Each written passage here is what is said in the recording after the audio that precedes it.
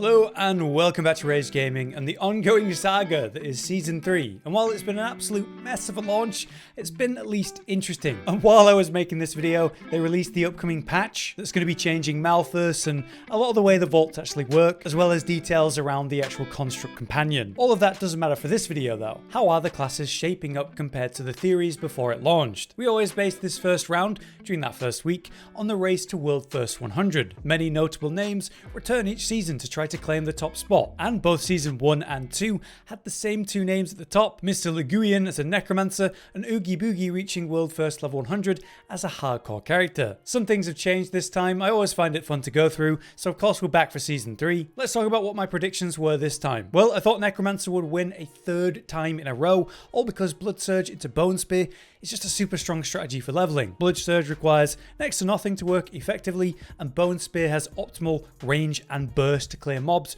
ultra fast in the packs or on single target, getting going in the mid to late game really well. I also thought Sorcerer and Rogue would be up there, with Barbarian and probably Druid most of all falling behind. Things definitely shaped up differently though, as sourced via the website D4 Armory. This website tracks all the top players, telling us their current level, ordered by who reached 100 first. Most useful is the ability to check what skills and gear players are currently using, which can help us understand, what these players did to reach level 100. So it's a brilliant source of information, and we're relying upon it for this video. And while the Armory links to a lot of these races' live streams, unfortunately, a lot of them this time didn't seem to stream outside of the race, which meant a lot of them just didn't have their VOD saved, maybe unintentionally or intentionally, hard to know. But we'll get to that as we go. From the top, or should I say bottom, at 5th place for the classes in regards to leveling, it went to the Druids. This was the most expected result. Druids have this really hard time getting their strength going until they actually have, say, uniques that essentially unlock their build. That is very poor design when you think about it. The idea that they don't properly get going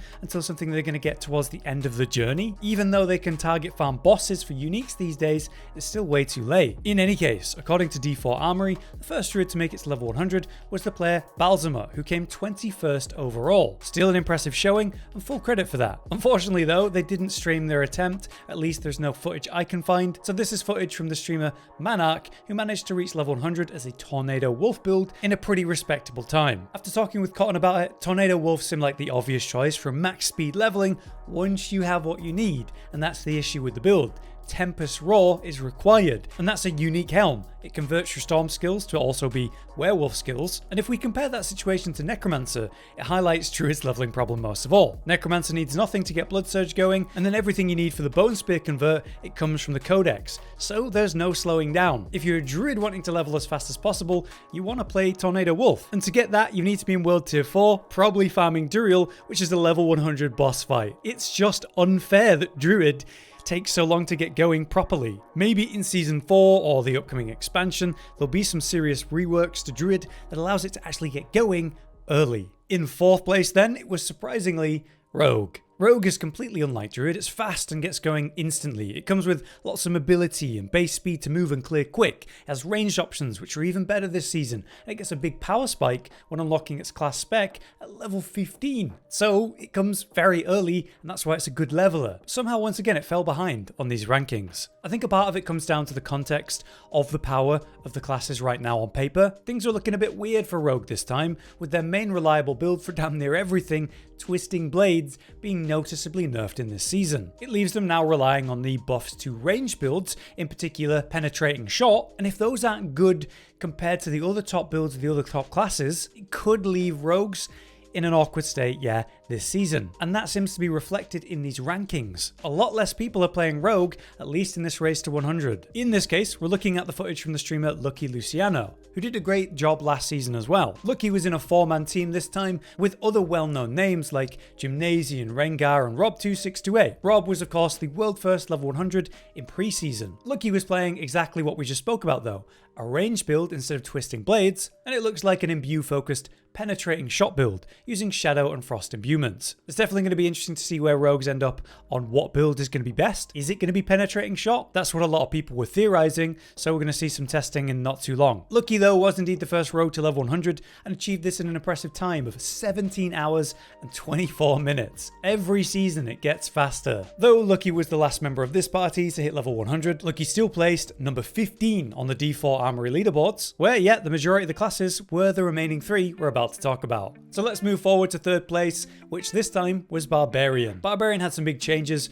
Overpower was ultra good last season, they made great use of it. With it being somewhat nerfed, we still expected Barbarians to dominate and use it. Now Hammer of the Ancients had some important changes, and there was this massive push by the devs to get charge builds working. That's been successful, maybe overly successful, as charge seems to be working in every damn build right now. I'm seeing it in the open world so often, where random barbs are pushing the enemies out of the proper DPS spots. It's very awkward. Barbarian came 10th on the rankings overall though, and it was of course Rob2628 claiming that title. Rob was also the first level 100 in his group, using a mix of Hammer of the Ancients and, yes, Charge, allowing for that clever mix of AoE mob clear and single target smashing. And yeah, like I said, it's become really common. Charge is simply too good not to use, while Hammer is still the Hammer. Massive single target, and we've seen players use this to one-shot the new Echo boss already. Charge can have its cooldown greatly reduced now though. 3 seconds can be cut off per enemy hit up to a cap. If you get some proper CDR, it means it's nearly always available. As an unstoppable source,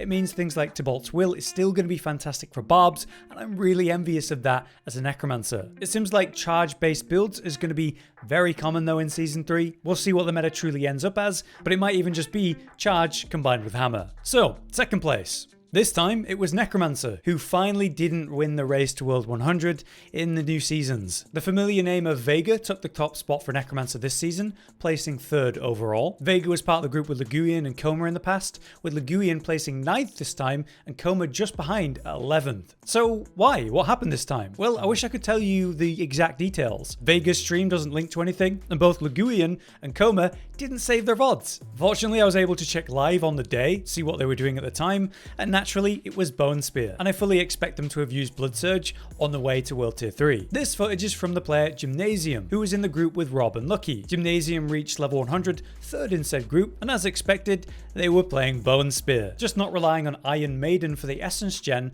which is interesting. You'd think it would be a much better choice than a relatively useless during leveling, CC yourself, lose DPS, Blood Mist. When we look at the top players like Leguian and Coma, we were seeing Iron Maiden in use. But clearly, consistent hours is just the most important thing, whatever build you're using. Bone Spear remains so good for leveling with its impressive range to kill anything near instantly. With the exposed flesh aspect coming back in the season journey again this time, instead of being annoyingly rare, it means you're able to generate essence by throwing the Bone Spears, which is such an effective concept. Alongside having high crit chance from Copse Tendrils and the Grasping Veins aspect, also in the Codex, or the splintering aspect, meaning Bone Spear generates its own vulnerability, it's just nuts. But if it wasn't classic Bone Spear reaching level 100 first this season, who and what dethroned it? Well, of course, it was Sorcerer. The top spot went to Frexible and then Librix, 2 Sorcerer players who smashed this race. This was closely followed by Fixie and Popaz, both on Sorcerer at 4th and 5th place, and there was just a lot of Sorcerers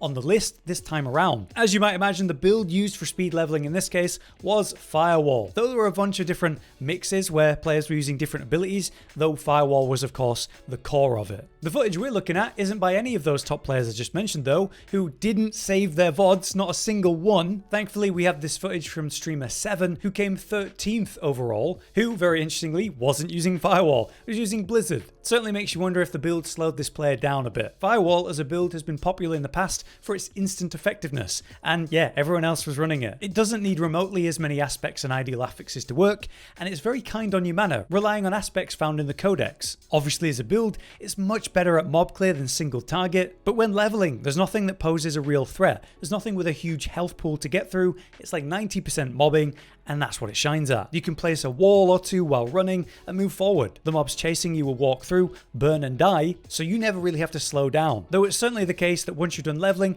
it's a good idea to move on to a more well-rounded endgame build, and with 7 here using Blizzard, that is actually looking to be maybe the strongest build this season, though more Sorcerer testing is going on. That brings us to the end though. What I found interesting is how all of the players who were close to World First, all of them were farming normal Nightmare dungeons, instead of say doing the new vaults, which, you know, maybe they thought it would slow them down, you know, having to stop for traps and so on. In my experience though, the XP and time to clear is insane in vaults. You don't worry about the wardings, and so you don't worry about the traps. You just run through it all and kill everything as normal. You might only get one chest at the end, but it still say the same glyph XP rewards, and the vaults have really efficient, predictable pathing with tons of mobs. I do wonder if that would have been better for them to do, but maybe because it was new and uncertain, it was too much of a risk for these players to go find out. But yeah, I hope this was an interesting look at what happened and why. I always enjoy following the race and the details around it. It is a real shame though that most of the people in the top 20 didn't save their VODs. It makes you wonder if it was intentional, since this does seem like a thing that a lot of people would like to go look at. Either way, for now, I've been Hollow.